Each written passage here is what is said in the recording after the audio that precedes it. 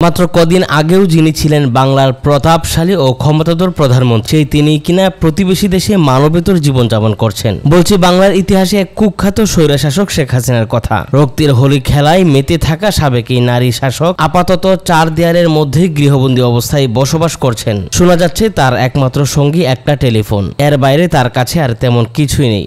বাংলার ইতিহাসে শেখ হাসিনার নামটা অবশ্যই স্মরণীয় হয়ে থাকবে, তবে সেটা এদেশের সাধারণ মানুষের কাছে ঘৃণার নাম হিসেবেই থাকবে। একটা মানুষ কি পরিমাণ দমন পীড়ন চালালে সেই মানুষটার প্রতি দেশের সকল শ্রেণীর মানুষের ক্ষোভ ও ঘৃণা জন্ম নেই তা বলার অপেক্ষা রাখে না।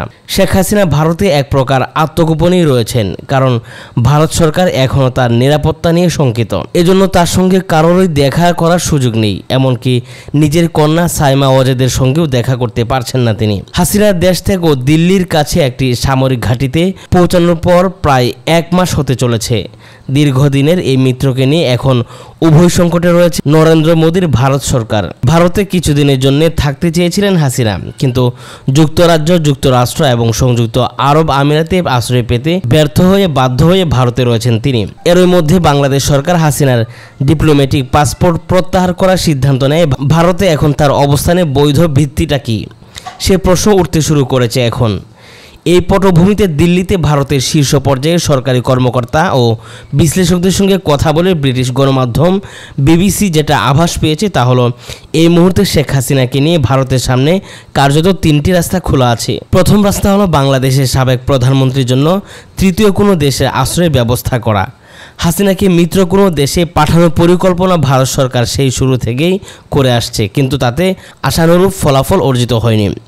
ইউরোপ, আমেরিকা কিংবা গণতান্ত্রিক কোনো দেশই এমন একটা স্বৈরশাসককে আশ্রয় দিয়ে নিজেদের ইমেজ নষ্ট করতে আগ্রহী নয়। পাশাপাশি হাসিনাকে আশ্রয় দেওয়া মানে কূটনৈতিক সম্পর্কের অবনতি বলে মনে করছেন বিশ্লেষকরা। দ্বিতীয়টা হচ্ছে শেখ হাসিনাকে রাজনৈতিক আশ্রয় দিয়েই ভারতেই রেখে দেওয়া, আর তৃতীয় পথটা হলো তাকে বাংলাদেশে ফেরত পাঠিয়ে বিচারের মুখোমুখি করা।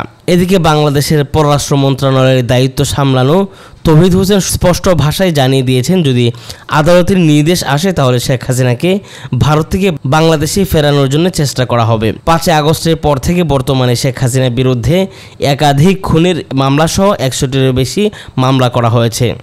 এখন প্রশ্ন হলো, যদি তৃতীয় কোনো দেশ শেখ হাসিনাকে আশ্রয় দিতে রাজি হয় তাহলে কোন পাসপোর্টে তিনি দিল্লি থেকে সেখানে সফর করবেন? তাই বলা চলে শেখ হাসিনার ঠাঁই দিল্লি ছাড়া কোথাও আর মিলছে না।